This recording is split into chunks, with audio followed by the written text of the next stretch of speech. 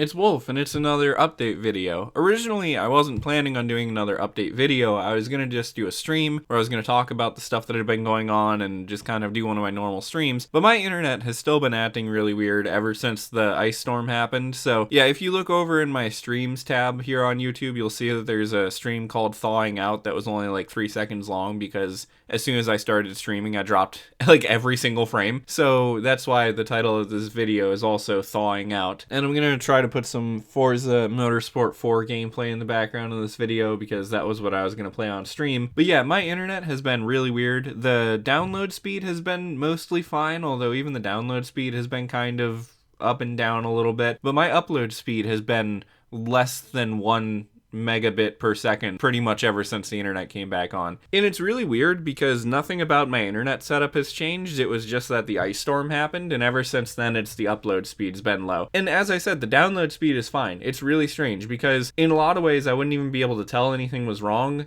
except for that I upload YouTube videos and stream. Because with the download speed being fine, mostly everything is working. I can still watch YouTube videos fine. I can watch like Netflix and stuff fine. That being said, even the download speed has dipped down a few times too. Sometimes when I've been playing video games that have connection meters in them, it will show me that my connection is not very good and kind of barely working. So I don't know what the issue is there. I'm probably going to upload this video in like 720p again just to save on time. Luckily, even though I can't stream right now because the internet speed is so slow, I can still upload videos because even if my internet upload speed is slow, it will eventually upload, but it just takes a long time. But anyway, on to the main updates. So the past week has been pretty busy, even though everything is finally thawed out. All of the ice is melted. There's still a couple spots that have like tiny gross piles of snow, but everything's melted. All the roads are all good. All the trees and power lines and everything are cleared off. By the way, it's crazy how much damage this storm caused. Like now that I've been able to get out the house and see it, it's insane. But to start, I wanted to give you guys another health update. So I had my doctor's appointment with my normal doctor to get just kind of checked out after going to the emergency room and everything. If you didn't see the previous couple videos, long story short, I had shoveled snow all day the one day, didn't really eat or drink anything. Also went on like a walk with my mom kind of to see how our road was doing, and long story short, went to go drive down my road and ended up like my mom thought I was having a stroke. I couldn't really move my hands. I was slurring my speech because my tongue was all tight. My chest felt all tight. My mom called 911 and an ambulance checked me out, and then they checked me out in the emergency room as well. And long story short, they said that everything was like okay, but that I had low potassium and I was dehydrated, and I don't remember if there was anything else. But anyway, I went to my normal doctor just to kind of have a follow-up, make sure there wasn't anything more that needed to be done, make sure they didn't want to do like an MRI or a CT scan of my brain or anything like that. So my doctor did pretty much the same tests they had done on me in the emergency room. So he did one of those sort of coordination tests where they have you like move your arm this way, poke your nose, that kind of stuff, kick your feet out, that kind of thing, to make sure all of your extremities are able to be controlled by your brain. They did some more blood work and they did another EKG, and everything came back pretty much fine, although they did have me worried at one point. So, well, not everything came back pretty much fine. Everything did come back fine. My blood levels, everything in my blood was like right in the green. I'm signed up to the patient portal at my doctor's office, and it's like really easy to read the documents they upload on there. So all my blood work came back all right, not low on potassium anymore. But the EKG I got concerned about because I did it, and then the next morning while I was at the car dealership getting my car kind of repaired, which I will get to in a minute, when I was at the car dealership I got a call and they were like, hey, can you come back in for another EKG?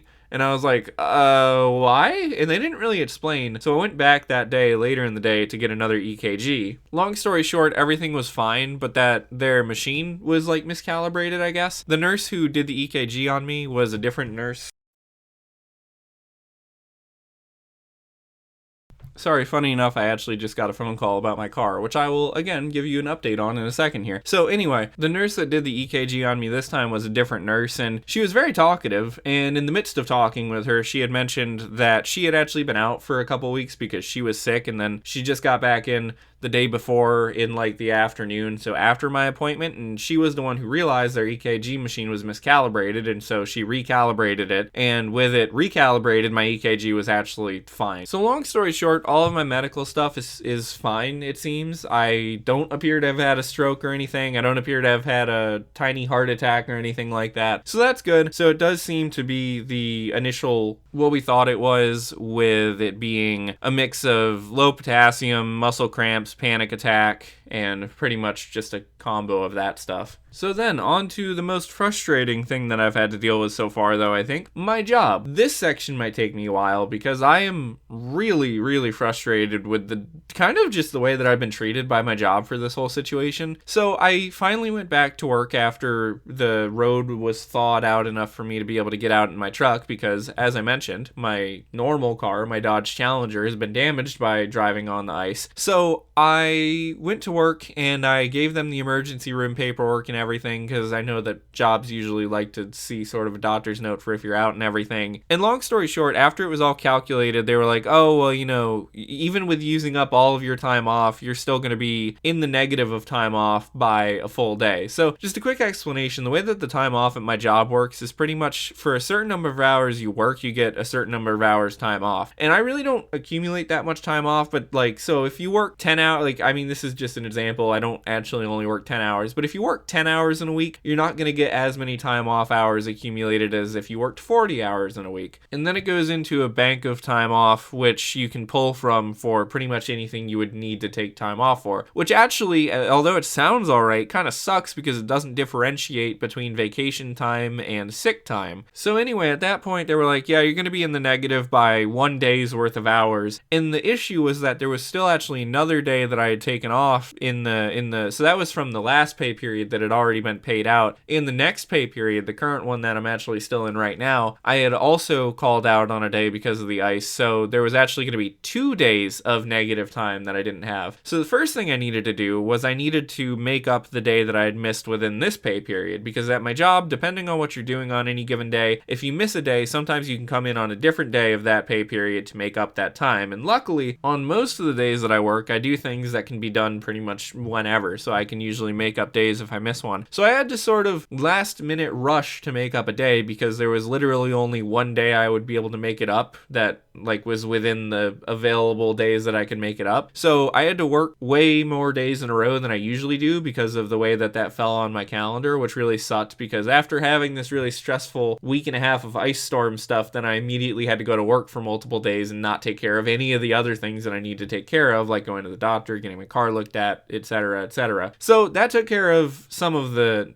time off issue. The next thing was that I realized that actually I shouldn't have been in the negative by a full day. I should have been in the negative by only half a day. I did the math. And so one of the days that I had called out in that time period where I had missed a bunch of days was actually before the ice storm, and I had been sick and I just had to call out like usual. But I had come in later in that week and made up half of that day. So in reality, I should have only been negative half of a day. So I talked to the managers about this, and I kind of had to argue with them about it because they're like, oh, well, you didn't mark it down in this one spot and this and that. And I was like, yeah, but I told one of you guys that I was going to do that, and I did mark it down in this one spot that you tell us to mark it down in. So after going back and forth for a while, I finally got them to mark it down to not negative full day, but negative half of a day. So that was kind of a win. But the issue was that I was still in negative time off. And so the way that my job does it is you can't accrue any time off until you've made up that negative time off. So say you get like 1 hour of time off per week, like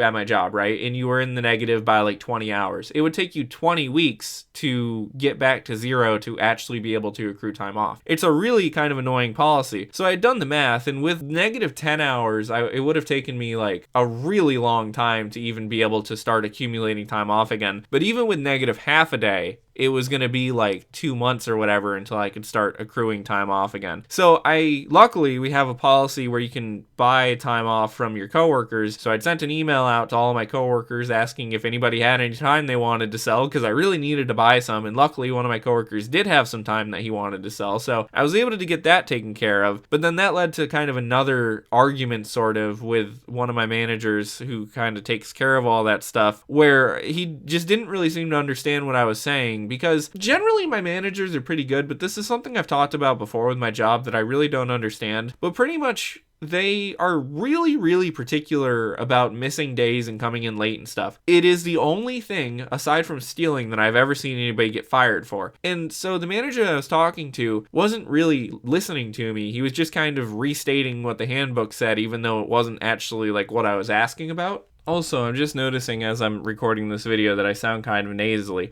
I don't think I'm sick or anything, I feel fine, but this is another reason why I'm frustrated with my job, because I think the building I work in is making me sick. I've talked about that before. But anyway, back to the main story here. So I finally get all of this figured out. I get just my negative half of a day off, and I get the hours from one of my coworkers, though, to fix that when they do the math for the next pay period. Everything seems finally fine, even though I'm going to have almost no time off now, because all of it got used for something that wasn't my fault. And then I get called in the office, and I get a write-up for being in negative time off. So the write-up that I got was like a warning type of thing, so technically it doesn't actually count against me unless I get another write-up. But either way, I think it's even just totally ridiculous that I got a write-up in the first place. So I said that kind of to the manager who was giving it to me, and he was like, yeah, gotta apply the things equally and everything. And I was like, I get that, but at the same point, I made literally every single effort to come into work on the days that I missed, and in the process, I damaged my car, and now that I've gotten looked at, it's a $700 repair bill for my car, and I got sent to the emergency room, which, by the way, I forgot to mention this earlier, speaking of bills and stuff. You guys will not believe how ridiculously high of a bill the emergency room was. Now, let me preface by saying my insurance took care of it, but the emergency room bill was $11,000. And thankfully, even though I'm complaining about my job, luckily I have good insurance through it because they took care of that whole thing. It was like, because it was in network, it got dropped down to like $1,000, and then they took care of the $1,000. But either way, if I didn't have insurance, it would have been $11,000 for me to go to the emergency room that day. So I damaged my car, hurt myself, go to the emergency room, and I turned in a note from the emergency room, and still I end up getting written up. And to add to that, I have had literally perfect attendance at this job the entire time that I've worked there, which is over 2 years. There's only ever been one time when I was slightly late. I was 6 minutes late one time for my job because I forgot something for my lunch and I had to stop at Walmart quick to get it on the way to work. So aside from that, I've literally clocked in early or on time every single day for over the past 2 years, every single day that I've had work. So I already had been thinking about quitting. I already had been looking for other jobs and stuff, but because the job market sucks right now, I haven't been able to find anything, but I already had been considering quitting even though I don't have anything lined up, just because I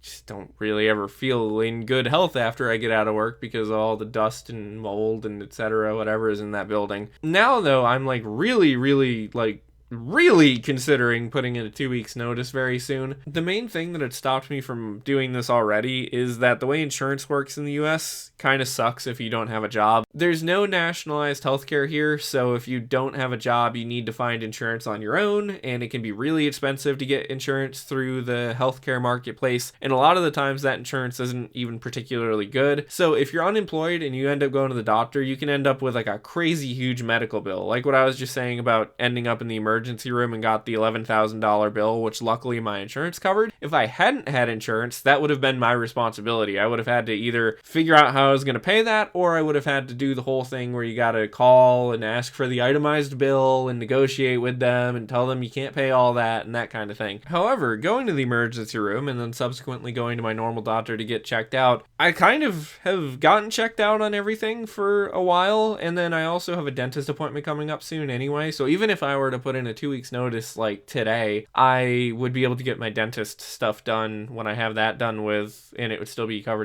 by insurance, I believe. So assuming that everything goes well at my dentist also, I shouldn't really have any doctor appointments that I need to go to for like half a year, if not longer. So very strongly considering putting in my 2 weeks notice and just being done with this job, because as it was, I mean, it wasn't like a horrible job, but I just feel super underappreciated with this whole thing with like, yeah, sucks that you damaged your car, damaged yourself trying to get to work, but you still didn't get to work, so screw you. So yeah, that's just kind of how I feel. Anyway, moving on to the last talking point of the video, my car. So I've mentioned in the past videos that my car got damaged and I just really didn't get to get it repaired for a while because there was still ice on the road, and then I had to go to work all those days, and then like some days when I didn't have work, the maintenance for the dealership was closed. Like Sundays, a lot of car dealerships, including maintenance stuff, is closed. But anyway, I finally got around to getting an appointment for my car on a day that I was off and everything. So went, took my car, and I'm pretty sure that I know what the issue is.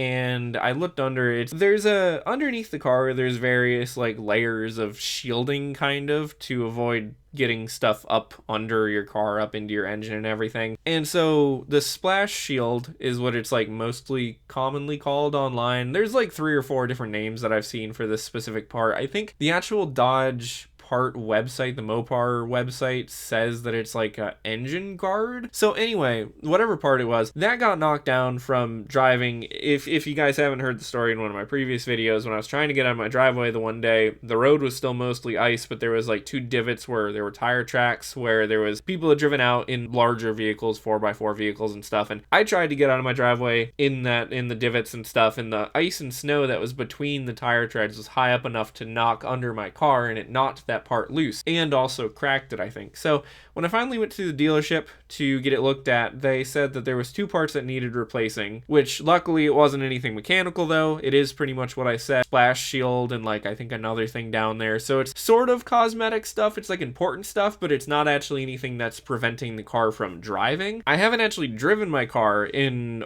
over 2 weeks now though, really, because that is dragging on the ground, and so that's not great, and it also screws with the aerodynamics more than you would expect. So I haven't really been driving my car at all. So it took like an hour or so for them to diagnose it, and then while I was there I also got that phone call that I mentioned earlier from the doctor's office about needing to go back in for another EKG, which kind of freaked me out, which that was, you know, kind of a stressful day.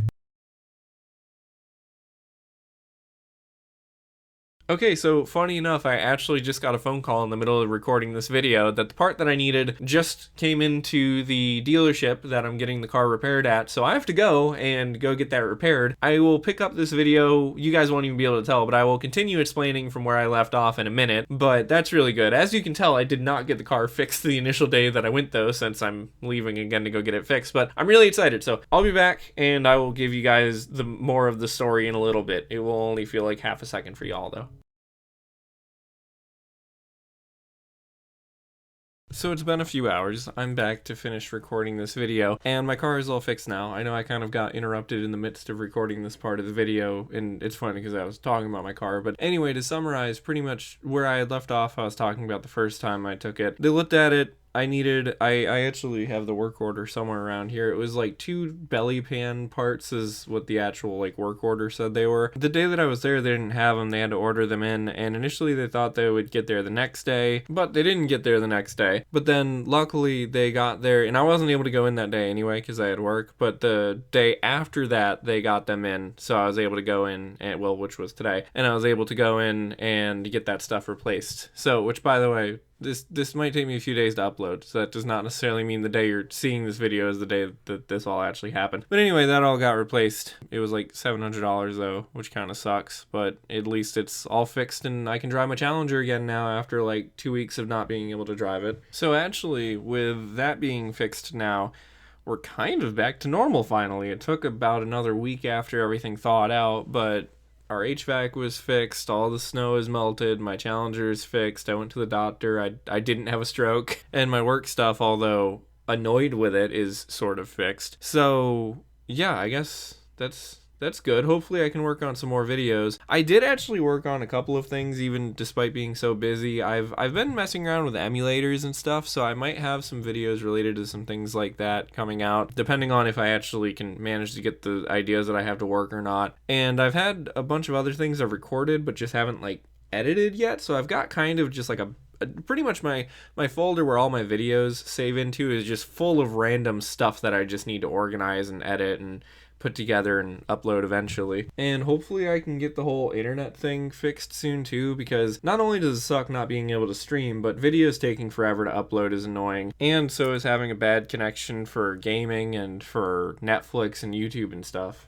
If I remember right, at the beginning of the year I had said something about I might be kind of slow with making videos for a while because I need to apply for a better job, and the whole thing with what happened with my job and the nonsense write-up and like negative time off and everything, thing. I for real am planning on spending some serious time applying for jobs. It's very demotivating, the job market right now, when you apply for like 10, 15 jobs and just literally don't even hear anything back. You don't even get rejection. It's just you don't hear anything back. But we'll see. There's other options, like even if it's a job that's kind of the same, just someplace else. I don't know. We'll see. I mean, I should be able to get a far better job than the one that I have right now. I'm pretty well qualified for a lot of things. It's just that places don't seem to actually be hiring anybody. Anyway, though, I think I'm going to go ahead and end the video there, because I also now need to record like 20 minutes of Forza Motorsport 4 gameplay. So thank you guys for watching. I will see you in other stuff in the future. Hopefully I can stream again soon. We'll see. Otherwise, I've got videos that I'm working on. So thanks for watching, and bye-bye.